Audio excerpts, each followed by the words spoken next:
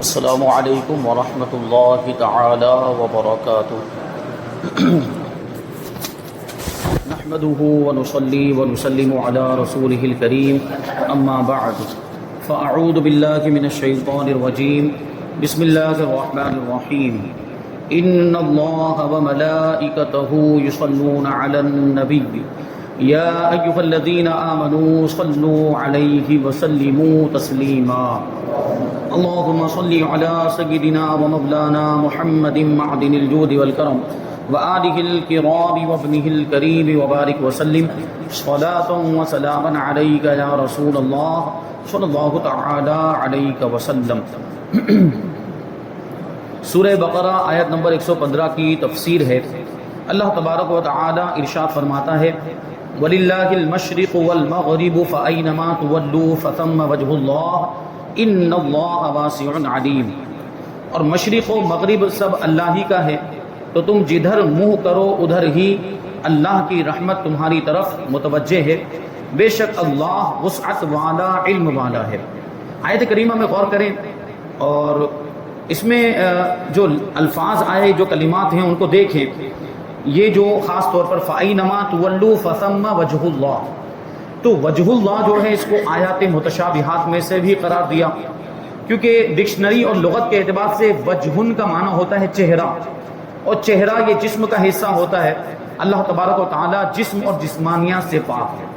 تو یہاں پر وہ چہرے والا معنی مراد نہیں لیا جا سکتا، تو ایسا کوئی معنی اس کا بیان کیا جائے گا اور اس کی ایسی کوئی تعویل کی جائے گی جو اللہ کی شان کے لائق ہو۔ اس لیے یہاں پر آپ نے ترجمے میں دیکھا ہوگا کہ چہرہ اس کا ترجمہ نہیں کیا گیا، بلکہ کیا کہا کہ جہاں کہیں جدھر بھی تم منہ کرو ادھر ہی اللہ کی رحمت تمہاری طرف متوجہ ہے، تو یہ ترجمہ کیا جو اللہ کی شان کے لائق ہے۔ کیونکہ انسان یا دوسری مخلوقات جن کا چہرہ ہوتا ہے وہ جب کسی چیز کی طرف توجہ کرتے ہیں تو اپنے چہرے کے ذریعے سے توجہ کرتے ہیں۔ ہم خود بھی اگر کسی کی طرف توجہ کریں گے تو توجہ کرنے کا مطلب یہ ہوتا ہے کہ ہمارا چہرہ اس طرف ہو۔ تو اس اعتبار سے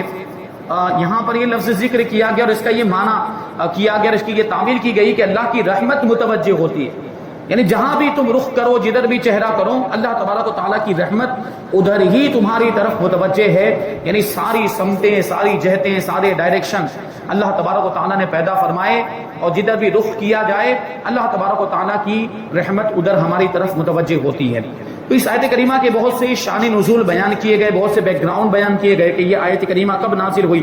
تو اس میں سے ایک یہ ہے کہ ایک مرتبہ صحابہ کرام رضی اللہ تعالی عنہم تاریک رات میں، یعنی اندھیری رات میں سفر میں تھے، تو قبلے کی سمت معلوم نہ ہو سکی، اندھیرے کی وجہ سے ان کو پتہ نہیں چل پایا کہ قبلہ کدھر ہے، اور ستارے بھی نظر نہیں آ رہے تھے۔ وہ ستاروں والی رات نہیں تھی، چاندنی رات نہیں تھی کہ اس میں چاند نظر آ جاتا یا ستارے نظر آ جاتے، تو ان کے ذریعے بھی وہ سمت معلوم ہو جاتی، اور دن میں تو سورج کے ذریعے سے سمت معلوم ہو جاتی ہے، اور اس زمانے میں یہ اس طریقے سے کمپاس یا خطب نما وغیرہ نہیں ہوتے تھے، تو کوئی معلوم کرنے کا ذریعہ نہیں تھا، کوئی بتانے والا بھی نہیں تھا،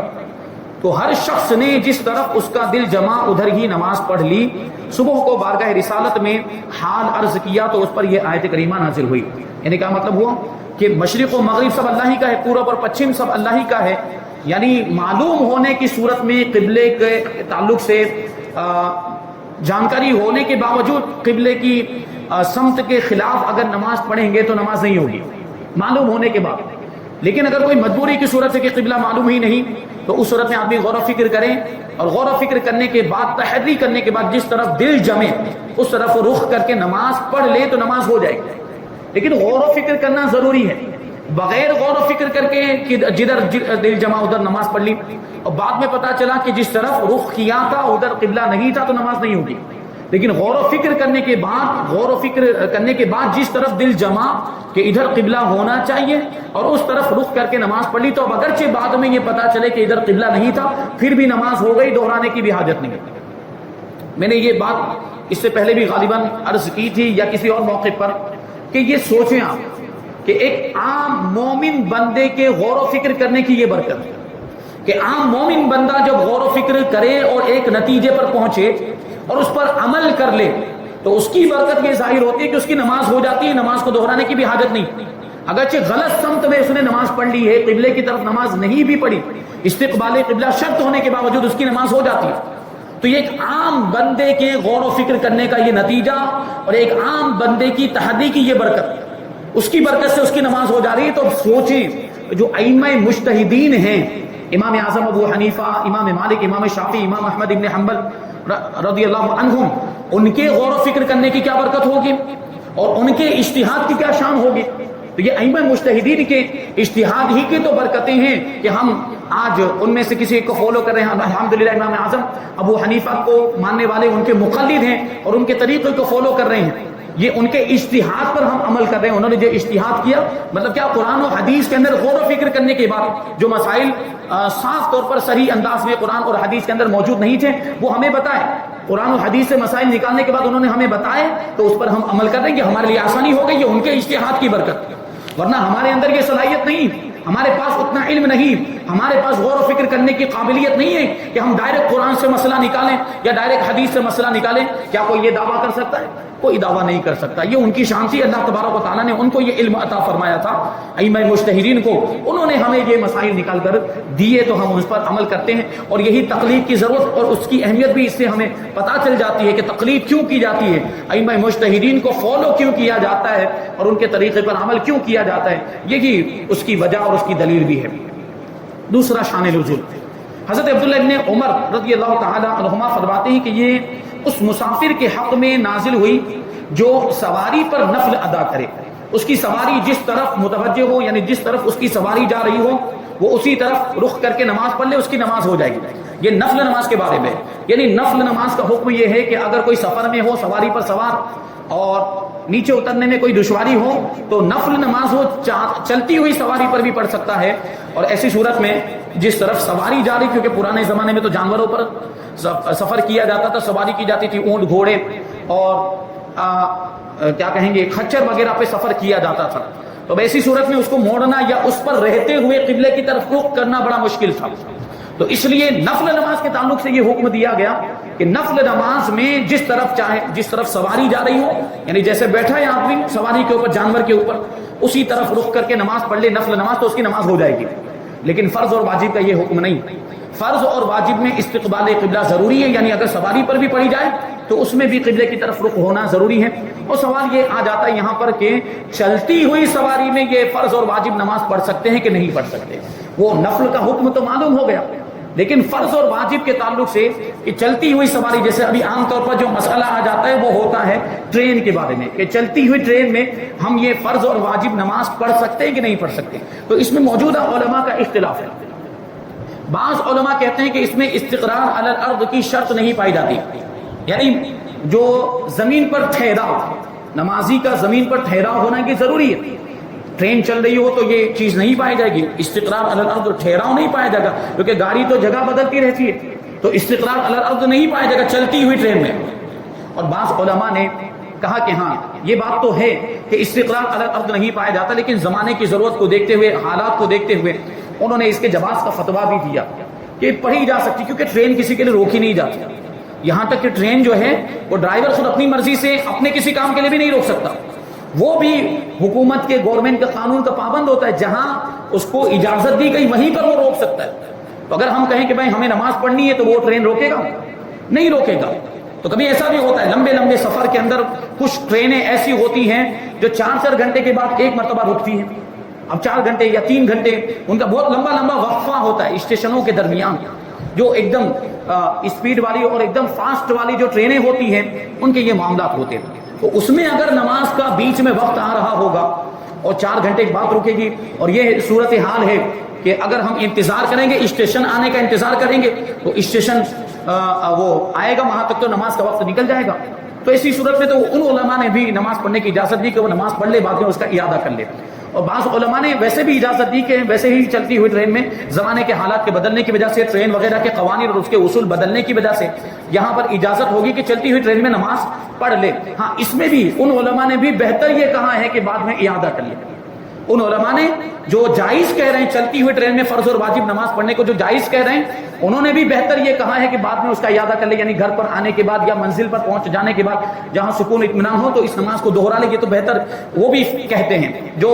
چلتی ہوئی ٹرین میں نماز کو جائز کہتے ہیں۔ اب جو بعض علماء نے جو یہ بات کہی موجودہ علماء میں سے کہ چلتی ہوئی ٹرین میں فرض اور واجب نماز ہو جائے گی، تو اس کے تعلق سے یہاں پر ایک بات ذہن میں رکھنے کی ضرورت ہے کہ ابھی ہم جو حالات دیکھ رہے ہیں، یعنی جو غیر مسلم اور ان کے ذہنوں میں اس طریقے سے وہ زہر گھولا جا رہا ہے مسلمانوں کے خلاف، اور ہم دیکھتے ہیں پبلک پلیس پر اگر کوئی مسلمان نماز پڑھتا ہے تو اس کے ساتھ کیسا برتاؤ ہو رہا ہے، ویڈیو بنائی جا رہی ہے، سوشل میڈیا پر ڈالا جا رہا ہے، اس کے خلاف نعرے بازیاں ہو رہی ہیں اور روکا جا رہا ہے۔ پبلک پلیس پر مسلمانوں کو نماز پڑھنے سے روکا جا رہا ہے، اور یہ کہا جا رہا ہے کہ پھر ان کی مسجدیں کیوں، یہ یہاں پر کیوں نماز پڑھتے، مسجد میں جا کر پڑھے، پبلک پلیس پر نماز نہ پڑھی جائے۔ یہ ہم دیکھ رہے ہیں کہ یہ تشدد کیا جا رہا ہے مسلمانوں کے ساتھ، یہ ہو رہا ہے۔ آئے دن آپ سوشل میڈیا پر اس طرح کے واقعات اور ویڈیوز وغیرہ دیکھتے ہوں گے کہ کوئی مسلمان پلیٹ فارم پر نماز پڑھ رہا تھا، اس کی ویڈیو بنائی گئی اور اس کے خلاف نعرے بازیاں ہوئی، اس کو روکا گیا، اس کو نماز نہیں پڑھنے دیا گیا۔ تو ایسی صورت میں اب ان علماء کے فتوے پر اگر عمل کرتے ہوئے ہم چلتی ہوئی ٹرین کے اندر بھی نماز پڑھ لیں گے تو یہ ہمارے لیے ایک آسانی ہو جائے گی۔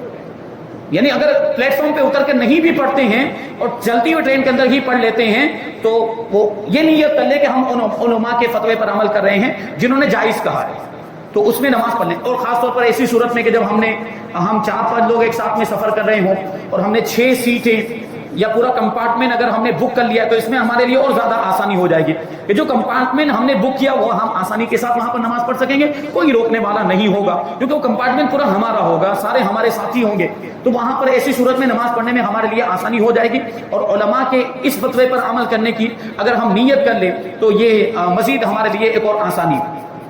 لیکن اگر یہاں سوال وہ آ جاتا ہے کہ چلتی ہوئی ٹرین کے اندر اگر ہم نماز پڑھ رہے ہیں فرض اور واجب نفل کے اندر، تو اگر ٹرین جس طرف جا رہی ہے اس طرف آپ نے رخ کر لیا یا اس میں استقبال قبلہ کی شرط نہیں بھی پائی گئی تو نفل نماز ہو جائے گی جیسے کہ ابھی کہا۔ لیکن فرض اور واجب میں اگر چلتی ہوئی ٹرین میں بھی پڑھ رہے ہوں تو ایسی صورت میں استقبال قبلہ وہاں پر ضروری ہوگا۔ یعنی اگر ہم نے قبلہ پہلے معلوم کر لیا، نماز شروع کرنے سے پہلے ہم نے قبلہ معلوم کر لیا، اور اب تو بہت آسانیاں ہو گئی ٹیکنالوجی اس کے ترقی کرنے کی وجہ سے، اب تو ہر موبائل کے اندر وہ کمپاس آ گیا، یا الگ سے بھی آپ کمپاس حاصل کر سکتے ہیں جو قبلہ بتاتا ہے، قبلہ کی سمت بتاتا ہے، جہت ڈائریکشن بتاتا ہے۔ تو ایسی صورت میں آپ نے پہلے معلوم کر لیا کہ ادھر قبلہ ہے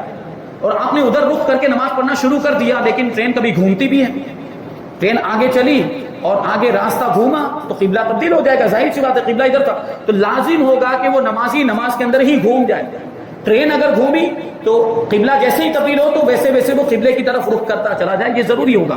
ورنہ اگر 3 تسبیح سے زیادہ ہو گیا قبلے سے ہٹنے کو تو نماز فاسد ہو جائے گی۔ اس لیے فوراً جیسے ہی پتہ چلے وہ قبلے کی طرف رخ کر لے، تو اس کے لیے آسان طریقہ یہ ہے کہ وہ موبائل اپنے سامنے رکھے، موبائل کو یا جو کمپاس ہے اس کو اپنے سامنے رکھے نماز پڑھتے ہوئے، اور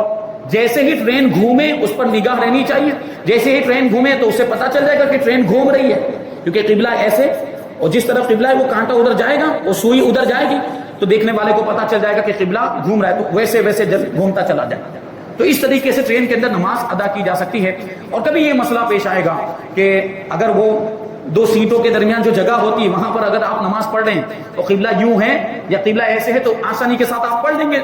ایسے رخ کر کے یا ایسے رخ کر کے نماز پڑھ لیں گے۔ اور ایسے رخ کر کے نماز پڑھنا ہوگا تو لوگ یہاں سے وہ بیچ میں جو راستہ ہوتا ہے وہاں سے گزرتے ہیں، تو اس کے لیے بھی ہمارے پاس حل ہے کہ بیچ میں کوئی چیز رکھ دے، کوئی چیز جو سترا بن جائے، جو آڑ بن جائے، اور پھر ادھر رخ کر کے نماز پڑھنے لگ جائے۔ اور اگر ادھر قبلہ ہے جو کھڑکی والی جانب ہوتی ہے تو ادھر رخ کر کے نماز پڑھے تو کوئی مسئلہ ہی نہیں ہے۔ لیکن کبھی ایسا ہو سکتا ہے کہ قبلہ ایسے ہو گیا، سیٹ کی جانب ہو گیا جہاں بیٹھتے ہیں، قبلہ ایسا ٹیڑھا ہے، تو ایسی صورت میں نماز کیسے پڑھیں گے پھر؟ یعنی اتنی جگہ نہیں ہوتی کہ یوں کھڑے ہو کر نماز پڑھ سکیں۔ تو اس کا بھی طریقہ بتایا ہے کہ 45 ڈگری تک وہ سینے کو گھمانے کی اجازت، 45 ڈگری کے اندر اگر سینہ گھوم جاتا ہے تو نماز ہو جائے گی، لیکن 45 ڈگری کے باہر اگر نکلے آپ تو نماز فاسد ہو جائے گی۔ تو یہ اس بات کا لحاظ کرتے ہوئے وہاں پر بھی نماز پڑھی جا سکتی ہے۔ یعنی کھڑے ہونے میں تو آپ ایسے ٹیڑھے ہو کر کھڑے ہو سکتے ہیں، قبلے کی جانب اگر تھوڑا سا ٹیڑھا ہے تو کوئی مسئلہ ہی نہیں ہے، بہت زیادہ ٹیڑھا ہے تو 45 ڈگری کا لحاظ کرتے ہوئے، یعنی 45 ادھر 45 ادھر، اس سے پہلے وہ اس کو بیان کیا گیا تفصیل کے ساتھ کہ آپ ایک چوکور کھانا بنا لیں، اس میں ایک سیدھی لکیر کھینچ لیں، اور جو سیدھی لکیر بیچ میں جہاں ختم ہو رہی وہاں سے ایک ٹیڑھی لکیر کھینچ کر ایک جو کھانے میں اس طرف کا جو کنارہ ہے وہاں لے جا کر ملا دیں، اور پھر ادھر سے ایک لکیر کھینچ کر اس کو کھانے کے دوسرے کنارے سے لے جا کر ملا دیں، تو اب یہ جو دو لکیریں یوں جا رہی ہیں یہی 45 ڈگری ہے دونوں جانب، کیونکہ جو ایک پوری جو جہت ہوتی ہے، جو پورا ایک ڈائریکشن ہوتا ہے وہ 90 ڈگری کا ہوتا ہے، 90 ڈگری کا ہوتا ہے، اسی لیے تو جو چاروں طرف کی جو سمتیں ہوتی ہیں اس کو کیا کہا جاتا ہے، پوری سب اس کی ڈگری کو ملا کر کیا کہا جاتا ہے، 360 ڈگری، 360 ڈگری کہا جاتا ہے، کیونکہ 90 ادھر 90 ادھر 90 ادھر 90 ادھر سب کا مجموعہ آپ اس کو جمع کریں تو کتنی ہو گئی، 360 ڈگری۔ تو ایک جو سمت ہے، ایک جو ڈائریکشن ہے وہ 90 ڈگری کا ہوتا ہے، تو بیچ میں ہم نے جو لکیر بنائی اس کے دو حصے کیے، تو ایک طرف کتنا رہے گا 45 ڈگری اور دوسری طرف 45 ڈگری، یعنی 90 کا آدھا آدھا، تو 45 ڈگری کے اندر اگر ہمارا سینہ رہتا ہے تو نماز ہو جائے گی، اس کے باہر نکلے گا تو نماز نہیں ہوگی، تو اس کا لحاظ کیا جا سکتا، تھوڑا سا ٹیڑھے ہو کے کھڑے ہو گئے، اور کھڑے ہونے میں تو کوئی مسئلہ نہیں ہے، کھڑے تو ہو سکتے ہیں، رکوع بھی کر سکتے ہیں، اصل جو مسئلہ آئے گا وہ سجدہ کرنے میں آئے گا، تو سجدہ کرنے میں یہ صورت اختیار کی جا سکتی ہے کہ جب جانے لگے سجدے میں تو تھوڑا سا ایسا سر کو یوں ٹیڑھا کر کے سیٹ کے نیچے داخل کرنا پڑے گا، تھوڑا سا ٹیڑھا کر کے اور جلدی سے اس کو کر لیں اور سیٹ کے نیچے داخل کر لیں تو وہ سجدہ بھی ادا ہو جائے گا، اور اٹھانے میں بھی اس طریقے سے اس انداز میں نماز ادا کریں تو اس طرح نماز ادا ہو جائے گی۔ تو وہ علماء جو ٹرین میں نماز پڑھنے کو جائز کہتے ہیں، تو ابھی جو ماحول ہے اور مسلمانوں کے خلاف جو جس طریقے سے حالات پیدا ہو گئی ہیں اور نفرتیں لوگوں کے دل میں ڈال دی گئی اور زہر گھول دیا گیا، اور اس طریقے سے نمازوں کے تعلق سے ان لوگوں کے معاملات کے نماز بھی نہیں پڑھنے دیا جا رہا ہے، تو یہ دشواریاں ہمارے سامنے ہیں، تو پھر ہم ان علماء کے مذہب پر کیوں نہ عمل کریں جو ٹرین میں نماز پڑھنے کو جائز کہتے ہیں۔ تو ٹرین میں ویسے بھی ہمارے بھائی ان کو تھوڑی سی تکلیف ہو جائے تو نمازیں چھوڑ دیتے ہیں، اور سفر میں تو نماز کا خیال بھی نہیں آتا، تو اگر پڑھ رہے ہوں اس انداز میں بھی تو ان کو پڑھنے کی اجازت ہونی چاہیے حالات کو دیکھتے ہوئے۔ تیسرا شان نزول کہ جب خانہ کعبہ کو قبلہ بنایا گیا، اس کی تفصیل پہلے بیان کی گئی کہ خانہ کعبہ کو کیسے قبلہ بنایا گیا، تو یہودیوں نے مسلمانوں پر اعتراضات کیے اور طرح طرح کی باتیں کرنے لگ گئے کہ یہ ان کا تو قبلہ تبدیل ہوتا رہتا ہے، کبھی تو خانہ کعبہ کی طرف رخ کر کے نماز پڑھتے ہیں، کبھی بیت المقدس کی طرف، اور پھر خانہ کعبہ کی طرف اب رخ کر کے نماز پڑھنے لگ گئے، تو طعن و تشریح کرنے لگ گئے اور مسلمانوں پر طرح طرح کے اعتراضات کرنے لگ گئے، سوال اٹھانے لگ گئے۔ تو ان کے رد میں یہ آیت کریمہ نازل ہوئی جس کے بارے میں نے اس سے پہلے والے درس میں بیان کیا تھا کہ ہم جو ہے مشرق یا مغرب کے پابند نہیں، ہم جہت یا سمت اور ڈائریکشن کے پابند نہیں ہیں، ہم تو اللہ کے حکم کے پابند ہیں، یعنی اللہ تبارک و تعالی ہمیں جس طرف رخ کر کے نماز پڑھنے کا حکم دے گا ہم ادھر ہی رخ کر کے نماز پڑھنے لگ جائیں گے، ہم اللہ کے حکم کے پابند ہیں۔ تو اللہ نے ہمیں پہلے خانہ کعبہ کی طرف رخ کر کے نماز پڑھنے کا حکم دیا تھا تو ہم نے اس طرف نمازیں پڑھی، عبادتیں کی، اور جب بیت المقدس کی طرف رخ کر کے نمازیں پڑھنے کا حکم دیا تو ہم نے اس طرف رخ کر کے نمازیں پڑھنا شروع کر دیا مسلمانوں نے، اور پھر سے جب خانہ کعبہ کو قبلہ بنا دیا گیا تو اب ہم خانہ کعبہ کی طرف رخ کر کے نماز پڑھتے ہیں، یعنی اللہ کا حکم ہوا تو ہم خانہ کعبہ کو قبلہ ماننے لگ گئے، یا اللہ کے حکم کی تعمیل کے طور پر ہم کرتے ہیں۔ اور اب میں نے یہ بات بھی عرض کی تھی کہ اب قبلہ تبدیل نہیں ہو سکتا، کیونکہ اب وحی کا سلسلہ موقوف ہو گیا، رسول پاک صلی اللہ علیہ وسلم ظاہری طور پر دنیا سے تشریف لے گئے، اب قبلہ تبدیل نہیں ہو سکتا، اب قیامت تک کے لیے خانہ کعبہ ہی ہمارا قبلہ ہے۔ تو ہم اب خانہ کعبہ کو بھی جو قبلہ مان رہے ہیں یہ اللہ کے حکم سے مان رہے ہیں۔ چوتھا یہ فرمایا گیا، یہ ان کے رد میں یہ آیت کریمہ نازل ہوئی اور بتایا گیا کہ مشرق و مغرب پورب پچھم سب اللہ ہی کا ہے، جس طرف چاہے وہ قبلہ معین فرما دے، یعنی اللہ جس طرف چاہے اس جہت کو اس ڈائریکشن کو قبلہ بنا دے، کسی کو کوئی اعتراض کرنے کا حق نہیں، اللہ پر کسی کو کوئی اعتراض کرنے کا حق نہیں۔ چوتھا شان نزول کہ جب آیت دعا ادعونی استجب لکم، یہ آیت کریمہ نازل ہوئی کہ اے ایمان والو مجھ سے دعا کرو میں تمہاری دعا کو قبول کروں گا، یہ آیت کریمہ نازل ہوئی تو حضور پر نور صلی اللہ علیہ وسلم سے لوگوں نے پوچھا، آپ سے دریافت کیا گیا کہ کس طرف منہ کر کے دعا کی جائے، یعنی نماز پڑھنے کے لیے تو ایک قبلہ متعین کر دیا گیا تھا کہ نماز پڑھیں گے تو خانہ کعبہ کی جو جہت اور سمت ہے اس طرف رخ کر کے نماز پڑھنا ہے، اگر وہ نہیں پائی گئی، استقبال قبلہ نہیں پایا گیا تو نماز نہیں ہوگی، فرض اور واجب نماز۔ لیکن جب دعا کا حکم آیا کہ مجھ سے دعا کرو میں تمہاری دعا کو قبول کروں گا، تو دعا بھی تو ایک عبادت ہے، تو مسلمانوں کے ذہن میں یہ سوال آیا، صحابہ کرام کے دل میں یہ بات آئی کہ دعا میں بھی کیا خانہ کعبہ کی طرف رخ کرنا ضروری ہے؟ تو یہ سوال صحابہ کرام نے حضور پاک صلی اللہ علیہ وسلم کی بارگاہ میں رکھا، تو اس کے جواب میں یہ آیت کریمہ نازل ہوئی، یعنی دعا کے اندر ضروری نہیں، یعنی دعا تو جس طرف چاہے رخ کر کے کی جا سکتی ہے، چاہے مشرق ہو یا مغرب ہو، چاہے اتر ہو یا دکن ہو، اور ہم کرتے بھی ہیں الحمدللہ۔ یعنی دعا کے لیے قبلہ رو ہونا ضروری نہیں، ہاں اس کے آداب میں سے بہتر طریقہ یہ ہے کہ دعا بھی جو کی جائے وہ خانہ کعبہ کی طرف رخ کر کے کی جائے، بہتر ہے، اور یہ دعا کے آداب میں سے۔ لیکن اگر کوئی اس کے خلاف بھی کرتا ہے تو کوئی گناہ نہیں۔ اگر کوئی پورب کی طرف یا پچھم کی طرف رخ کر کے یا اتر یا دکھن کی طرف رخ کر کے بھی اگر دعا کرتا ہے تو اس میں کوئی حرج نہیں کہ یہ ساری سمتیں اللہ ہی کے لیے ہے۔ اور ہاں یہ بات بتائی گئی ہے، بعض علماء نے اس کو لکھا ہے کہ دعا کا قبلہ آسمان،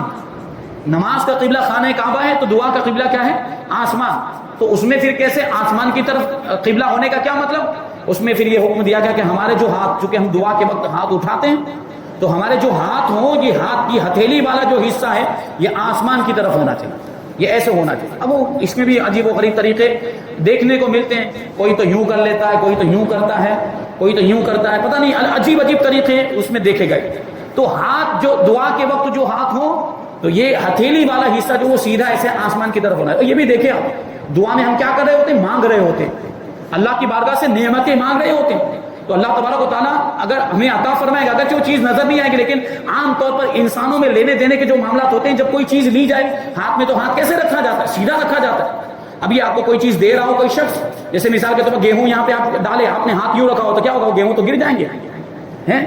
یا اگرچہ ظاہری طور پر کوئی چیز نہیں ہے لیکن بہتر طریقہ تو یہی ہے کہ ہاتھ ایسے سیدھے رکھے جائیں آسمان کی طرف، اور وہ کہاں پر ہونے چاہیے؟ سینے کے مقابلے میں، ہاتھ جو ہے وہ سینے کے مقابلے یہاں پہ ہونے چاہیے۔ کچھ لوگ بہت ایسے نیچے رکھتے ہیں، کچھ لوگ بہت اونچا اٹھا دیتے ہیں۔ ہاں یہ بھی حدیث میں آیا، اللہ کے رسول صلی اللہ علیہ وسلم نے ایک مرتبہ کسی موقع پر دعا اس انداز میں کی، ہاتھ اتنے زیادہ اٹھائے کہ یہ بغل کی سفیدی ظاہر ہونے لگ گئی۔ تو اس کی تو ایک اصل ہے، لیکن بہتر طریقہ کہ اکثر مواقع پر رسول پاک صلی اللہ علیہ وسلم نے دعا فرمائی ہے تو ہاتھوں کو سینے تک اٹھائے۔ یہ آداب میں سے، دعا کے آداب میں سے کہ ہاتھ کہاں تک ہونے چاہیے؟ سینے تک ہونے چاہیے، اور یہ ہاتھوں کی ہتھیلی کہاں ہونی چاہیے؟ آسمان کی طرف، اور نگاہ کہاں ہونی چاہیے؟ ہاتھوں پر، ہاتھوں پر نگاہ ہونی چاہیے، ادھر ادھر دیکھنا نہیں چاہیے۔ مطلب اب جب دعا کر رہے ہیں، ہم اللہ کی بارگاہ میں کچھ مانگ رہے ہیں تو ہماری توجہ اس دعا کی طرف ہونی چاہیے کہ ادھر ادھر دیکھنا چاہیے نہیں، دعا کی طرف۔ تو اس کے لیے اگر ہم دل جمانا چاہتے تو نگاہوں کو کسی ایک جگہ پہ مرکوز کرنا پڑے گا، کیونکہ نگاہیں ادھر ادھر بھٹکتی ہیں تو پھر دل بھی بھٹکتا ہے، خیالات بھی بھٹکتے ہیں، اس لیے نگاہوں کو ہاتھ کی طرف رکھا جائے۔ یہ دعا کا طریقہ۔ اور بہتر طریقہ کیا ہے؟ بیٹھنے کے لیے کہ آدمی دو زانو ہو کر بیٹھے، جس طرح نماز میں بیٹھتا ہے اس طریقے سے جب دعا کر رہا ہو تو دعا کے وقت بھی وہ دو زانو ہو کر بیٹھے اور اس انداز میں دعا کرے، قبلہ رخ ہو کر دعا کرے۔ تو یہ اس کے آداب میں سے ہے۔ اور رخ کرنے کا جہاں تک سوال ہے تو کدھر بھی رخ کیا جا سکتا ہے دعا کے وقت۔ تو یہاں پر وہ بات آ جاتی ہے، وہ بھی میں عرض کر دوں، کون سی بات؟ کہ ابھی جو طریقہ رائج ہو گیا ہے کہ لوگ سجدے میں جا کر دعا کرتے ہیں، نماز ختم ہونے کے بعد بہت سے لوگ کیا کرتے ہیں؟ سجدے میں چلے جاتے ہیں اور وہ دعا کرتے ہیں۔ جیسے ابھی آپ نے جانا دعا کا صحیح طریقہ کیا ہے، دعا کا مستحب اور بہتر طریقہ کہ بیٹھ کر اور دو زانو ہو کر قبلہ رخ ہو کر دعا کی جائے اور ہاتھ ایسے اٹھا کر، ہاتھوں کو اٹھا کر دعا کی جائے۔ یہ سنت سے ثابت ہے، رسول پاک صلی اللہ علیہ وسلم نے اس طرح دعا فرمائی ہے، ہاتھوں کا اٹھانا بھی ثابت ہے حضور پاک صلی اللہ علیہ وسلم کا۔ لیکن جو سجدہ جو کیا جاتا ہے وہ سجدہ ثابت نہیں، یعنی دعا کے لیے اسپیشل سجدہ کرنا، صرف دعا کے لیے، کیونکہ بعض ائمہ نے تو یہاں تک فرمایا کہ سجدہ دو ہی طرح کا، ایک نماز کا سجدہ اور ایک تلاوت کا سجدہ، اس کے علاوہ کوئی سجدہ مشروع نہیں ہے، بعض ائمہ نے یہاں تک فرمایا۔ لیکن ہاں ہمارے نزدیک سجدہ شکر بھی مشروع ہے۔ سجدہ شکر یعنی شکرانے کے طور پر سجدہ کیا جائے، شکرانے کے طور پر کوئی نعمت مل گئی، کوئی خوشی کی بات سنی اور کوئی یہ تھا جس کی خواہش تھی، تمنا تھی، وہ چیز مل گئی تو شکریہ کے طور پر سجدہ کیا جائے، تو یہ سجدے کی اصل ہے۔ لیکن بعض علماء نے اس میں بھی تعبیر کی کہ اللہ کے رسول صلی اللہ علیہ وسلم نے جو شکرانے کے طور پر جو سجدہ کیا اور حدیث میں جو سجدہ کرنے کے الفاظ آئے وہاں پر پوری نماز پڑھنا مراد ہے، یعنی اللہ کے رسول صلی اللہ علیہ وسلم نے شکرانے کے طور پر صرف سجدہ نہیں کیا بلکہ پوری نماز 2 رکعت نماز ادا کی ہے نفل کی نیت سے شکرانے کے طور پر۔ تو وہاں پر بھی بعض علماء نے یہ بات بتائی کہ وہاں پوری نماز پڑھنا مراد، صرف سجدہ کرنا نہیں، لیکن شکر کے طور پر اگر صرف سجدہ بھی کر رہا ہے تو اس کی اجازت ہے۔ لیکن یہاں دعا کے لیے جو سجدہ کیا جاتا ہے اس کی مشروعیت میں اختلاف ہے اور ائمہ کا اس میں اختلاف پایا جاتا ہے۔ تو اختلاف سے بچنے کے لیے بہتر یہ ہے کہ یہ سجدہ نہ کیا جائے، اختلاف سے یہ کوئی ناجائز اور گناہ بھی نہیں ہے۔ ہم یہ نہیں کہہ رہے کہ جو کرتے ہیں وہ بہت بڑے گنہگار ہیں، کیا جا سکتا ہے لیکن بچے تو بہتر ہے، ائمہ کے اختلاف کی وجہ سے بچے تو بہتر ہے۔ اور جو بالکل متفق علیہ جو طریقہ ہے جو سب نے بیان کیا ہے سنت طریقہ، اس پر عمل کرنا چاہیے، بیٹھ کر دعا کی جائے اور 2 زانو ہو کر جو دعا کی جاتی ہے اس انداز میں دعا کی جائے قبلہ رخ ہو کر۔ تو یہ شان نزول اس کا بیان کیا گیا. اور پھر یہ ہے کہ فَأَيْنَمَا تُوَلُّوا فَثَمَّ وَجْهُ اللَّهِ، تو تم جدھر بھی منہ کرو ادھر ہی اللہ کی رحمت تمہاری طرف متوجہ ہے. معلوم ہوا کہ قبلے کی سمت معلوم نہ ہو سکے تو جس طرف دل جمے کہ خانہ کعبہ اسی سمت ہوگا تو اسی طرف منہ کر کے نماز پڑھ لے، نماز ہو جائے گی. لیکن غور و فکر کر کے، تحری کر کے، جو مسئلہ پہلے بیان کیا گیا، غور و فکر کرنے کے بعد جس طرف دل جمے کہ ادھر قبلہ ہونا چاہیے، جبکہ کوئی بتانے والا نہ ہو اور معلوم کرنے کا کوئی دوسرا ذریعہ بھی نہ ہو، طریقہ بھی نہ ہو، تو اس طرح نماز پڑھی جا سکتی ہے. لیکن اب تو زمانے کے ترقی کرنے کی وجہ سے معلوم کرنے کے بہت سارے ذرائع آ گئے. اگر کوئی انسان موجود نہیں بھی ہے کہ جس کو پوچھے ہم کہ قبلہ کدھر ہے، دوسرے بہت سارے طریقے ایسے ہیں، کمپاس ہے، موبائل ہے، اس کے ذریعے سے معلوم کیا جا سکتا ہے کہ قبلہ کدھر ہے. اور قبلہ جب معلوم کیا جا سکتا ہے تو معلوم کر کے اسی سمت رخ کر کے نماز پڑھنا ضروری ہوگا. ہاں کہیں ابھی اس زمانے میں کیونکہ کوئی ایسی صورت پیش آ جاتی ہے کہ کوئی بھی ذریعہ نہیں ہے قبلہ معلوم کرنے کا، تو ایسی صورت میں غور و فکر کریں گے اور جس طرف دل جمے اس طرف رخ کر کے نماز پڑھیں گے تو انشاءاللہ نماز ہو جائے گی. یہ آیت نمبر 115 کی تفسیر یہاں پر مکمل ہوئی. آیت نمبر 116 اور 117 کی تفسیر ہم انشاءاللہ آئندہ درس میں شامل کریں گے. اللہ تبارک و تعالیٰ کی بارگاہ میں دعا ہے کہ جو کچھ بھی بیان ہوا اس پر ہم سب کو عمل کرنے کی توفیق عطا فرمائے اور نور قرآن سے ہم سب کے دلوں کو روشن اور منور فرمائے. وما علینا الا البلاغ. السلام علیکم.